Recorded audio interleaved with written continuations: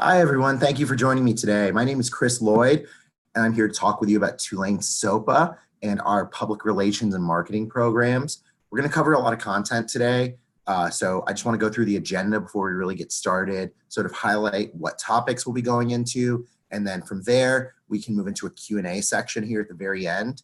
So if there's anything that you guys want to make sure we cover, use that Q&A or chat function. And from there, we'll be able to get going, get to those topics that are really important to you.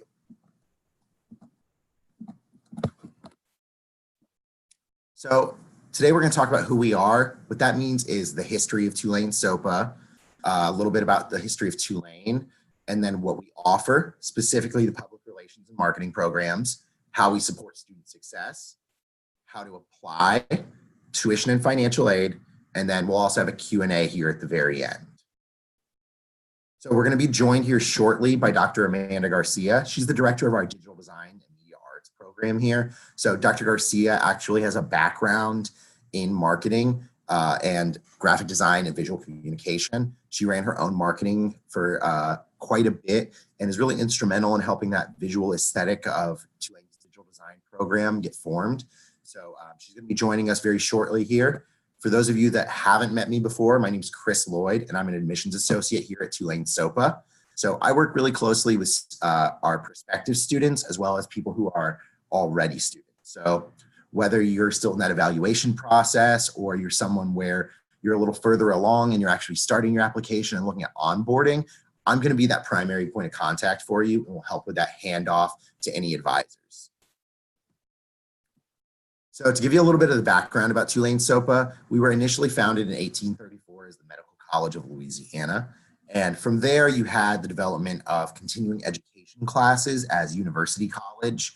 And if you're looking at Tulane University as a whole, and then Tulane SOPA as that first genesis of our continuing education classes, those have been since 1886. So you're looking at a commitment over 130 years to adult learners.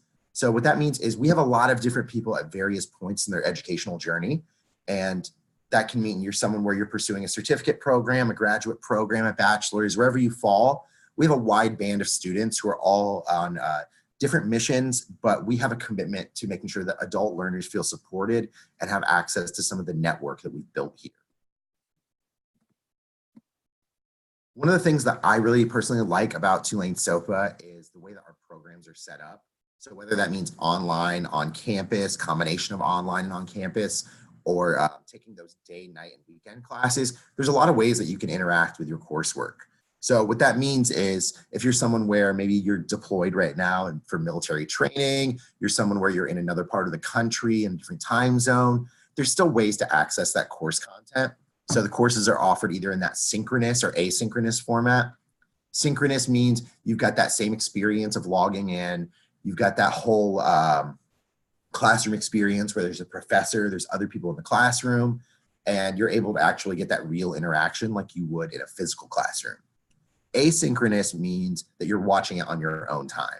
So with asynchronous, you're able to actually be able to stop and pause and review the different items that is being presented by the professor in the course content. And from there, you're able to continue and actually submit the assignments with your own timing, just meeting those deadlines. So it tends to be really great if you're someone where you have a full-time job or you work really weird hours and you're not able to log in at the time when a classroom is typically offered. So the degree types for the Bachelor of Arts in Public Relations, you got that BA for public relations, and then you also have professional certificates. So professional certificates are a way for you without taking on that full graduate level, that full bachelor's level coursework for you to be able to engage with the content. It's a good way to really upskill yourself if you don't want to commit to a full bachelor's program. So with digital media and marketing communications, marketing and public relations, you're taking 4 courses in that content area and you're really dialing in, and it gives you something that you can show to a potential employer or where you can use it as a +1 to your existing skills. So public relations and marketing tend to be interdisciplinary and have a lot of interaction with different fields. And because of that, it means they can also be really useful skills. So it means that if you pick this up with your current job function, it's a way to really put more tools in your toolkit and give you a wider band. So, even if you're not someone who's specifically doing just PR work, your workflow may be touching that, or you may need to advance the current skill set you have. So maybe your marketing degree is a little older, and digital media and marketing wasn't really treated with the same degree that you have previously. So you could add a professional certificate to that where it gives you content knowledge in the field. So it's a good way to update those existing skill sets. The bachelor's degree, you're looking at 120 credits to complete, with 30 of those credits in the major. So that means you're taking all that full math, science, and everything that you would in a traditional bachelor's program. You can complete it on campus or on campus online combination. So you do have to complete at least some of the coursework here with us on campus. It's going to depend exactly which courses those are, because it's going to be dependent on what is offered during that semester, as well as what courses you've already fulfilled. So if you're a transfer student where you've already done all of your math, science, English, and all those core classes, then it is possible you may be able to complete the majority of your degree online. The public relations degree covers traditional and digital media methods of creating a brand and public image for products, services, and people. So you don't just have that traditional setup where you're only focusing on print media, broadcast media, things of that nature, and where you're actually going into some of these new frontiers of digital media marketing, including like search engine optimization and some of those related content areas. So it's a really great way for you to be able to get a handle on what the current industry is like. And within that degree, you can also choose to complete a concentration. The concentration, I think, is a really useful way for you to get a sort of dialed in content knowledge. The concentration allows you to take courses that are specific to one area within public relations and marketing. And what those tend to be are those concentrations that we talked about on the previous slide. So public relations, marketing, and there's a couple of other different concentration pathways for you out there. So it's a good opportunity for you to be able to have a really wide overview of what marketing, public relations covers, while also getting something that's really specific and useful for now. That digital media and marketing communication is one of our newer programs and newer concentrations. So really it's something where you're getting faculty experience, you're getting experience from faculty who are actively working in that field. So if you're someone where you're using this as a runway to be able to get up to speed towards your career aspirations, you're going to be taking classes from people who are actually in that field and may have the ability to hire you later or offer you internships. So it's a really good way to sort of get that pre-interview out of the way and be able to really connect with that network of peers that are out there. With the professional certificates, those typically are 12 to 18 credit hours. So you're looking at 4 to 6 classes, and students have to get a C or better in all of those related courses. You can also stack those certificates and put them towards a bachelor's degree, and you can also use them towards industry certifications. So you don't have to go in and get that additional degree. You still have the ability to actually engage with the specific content that's going to matter most to you, and then use that as the jumping off point to getting those certifications in the industry and really getting out there into the workforce. So we briefly talked about those before, but you got digital media and marketing communications, marketing, and then public relations. So from my experience and what I've seen, the graduates from SOPA's public relations program, they're really working in a wide array of industries. So some of it are those managerial roles like public relations specialist manager, marketing manager, digital strategies manager, or some of those coordinator roles. So you're at the, it puts you in a position where you're ready to either lead a team of other people who are below you working on that same marketing and public relations goal, or it allows you to easily slot into a team where you'll be able to hit the ground running. Like you're going to have skills that are current and reflect the needs of the workforce. One of the really unique things for me here at Tulane SOPA is the way that we help to support student success. One of the main pieces that I really cannot express enough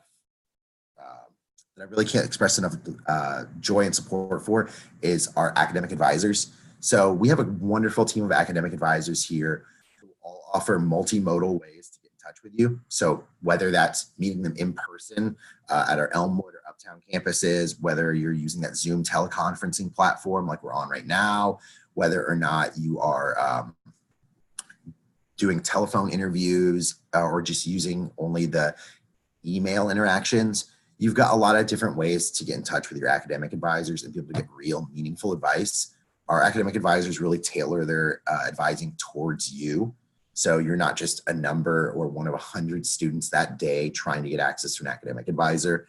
I've found that there's a level of familiarity and collegiality here that you don't see everywhere else. So I really think that our academic advisors do a wonderful job of including you and making sure that you feel supported.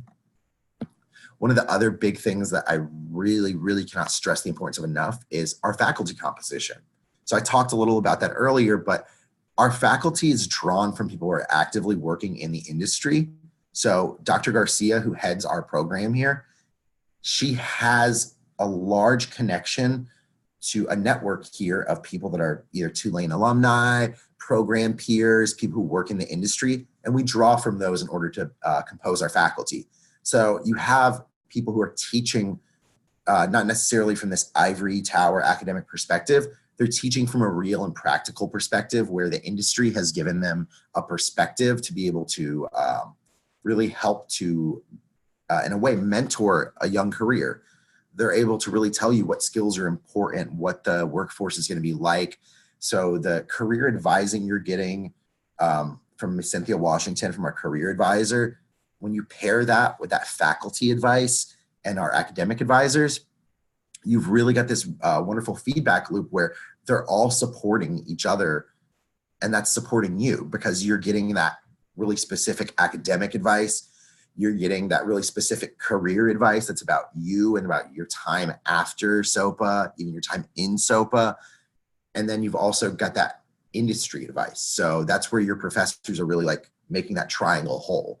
They're giving you something that accesses every different part of the student experience and the professional experience. So once you actually are finishing up your degree, you can really tap into that network that's out there. So one thing that Cynthia does that I think is fantastic here is she runs regular series for our students where you can come and you can get experience interviewing. You can learn how to maximize your LinkedIn profile. You can get connected to internships and interview opportunities. So you really have a lot of opportunities for skill development, and that's going to allow you to really get the most on your investment. So, you know, if you treat your education as an investment, one of the ways you can get a return on that is really, really working that network.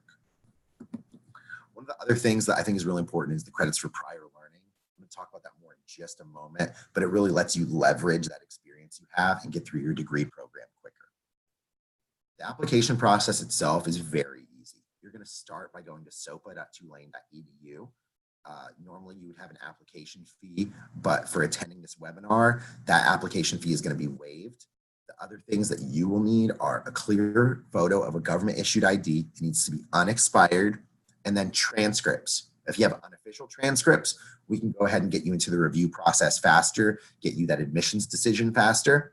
If you have those official digital transcripts, you can get those sent to us at soparecords@tulane.edu. So those are the ones where you put a request through the university and they send it to us. With those, it's very quick. It gets you into our admissions queue much, much faster and ensures that you're actually able to join our cohort of students for the upcoming semester. So if you're considering that spring semester, you've still got an opportunity to join us. If you are someone where you haven't attended a college or university and you just have those high school transcripts, then that photo of the diploma, those physical transcripts issued by the high school, whatever proof you have of your graduation, that's what you would provide. So for some schools that may be sending that hard copy transcript to our physical address, you're definitely going to want to send it to Tulane SOPA's Elmwood campus. That's going to be 800 East Commerce Road, Suite 100 in Harahan, Louisiana. The zip code is 70123. If those get sent by mail, then either I or our records coordinator will open it and we'll get those appended to your application right away. So the application deadline for spring is January 1st. You've got a little less than a month in order to get through this. So what that means is you're going to need those final official transcripts. So we need to have a complete application packet submitted by January 1st. If maybe you're finishing out your final semester in high school or at another school, then maybe that May 15th summer deadline is going to be more appropriate. With any of these deadlines, you have school starting 2 to 3 weeks after. So the purpose of these deadlines is so we're not setting you up to where you've got a really short opportunity. We want you to have as much time as possible to be able to connect with your academic advisor, get access to that full suite of registration options. The longer you wait to apply and get admission, the less class options that are available. Registration for spring has been open for a few weeks now. So it's really imperative if you want to join that spring cohort and have the best class selection that you get started on it now. The fall application deadline is August 15th. So you've still got quite a bit of time. If you're still in that evaluation process, but you're looking at fall of 2020, I'd recommend come and visit our campus, start connecting with an academic advisor, whatever it is that is going to be able to start answering those questions up front and letting you plan for what your actual fall 2020 is going to be like. I think those are going to be really helpful actions because they'll get you in progress and will get you a little bit closer to your goals. So for tuition and financial aid, SOPA offers all of the same financial aid assistance as any other university or school. So that means federal grants, federal loans, using Yellow Ribbon scholarship or other related scholarships, taking any of our discounts that we have available. So we have active duty military and veterans discount, active and retired public safety personnel, as well as teachers. So there may be a bucket that you fall into where you can get that 20% discount. And if you pair it with something like the Yellow Ribbon program or federal loans and grants, it can really multiply that effect and limit your out-of-pocket cost. So for the undergraduate and professional certificates, through summer 2020, they're charged at $476 a credit hour. Typical courses are going to be 2 to 3 credits. So you can sort of do the rough math there and then come up with the cost of attendance, depending on how many classes you plan to take per semester. So earlier I talked about the credits for prior learning, and they're really a great way to reduce that out-of-pocket cost and leverage the experience you already have. So maybe you've been working in the field already. You already have some experience with marketing, with public relations, and you want to be able to use that in order to limit the amount of classes you're actually taking that are going to repeat content. This is where you can take a portfolio assessment. You'll write about your experiences.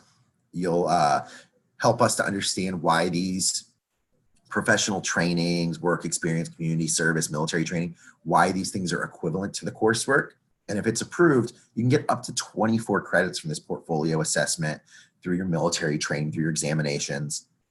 And then graduate students, so if you continue beyond that BA, you can receive still up to 6 credits. So, you know, with an undergraduate degree, that's a fifth of your time in school if you qualify for it.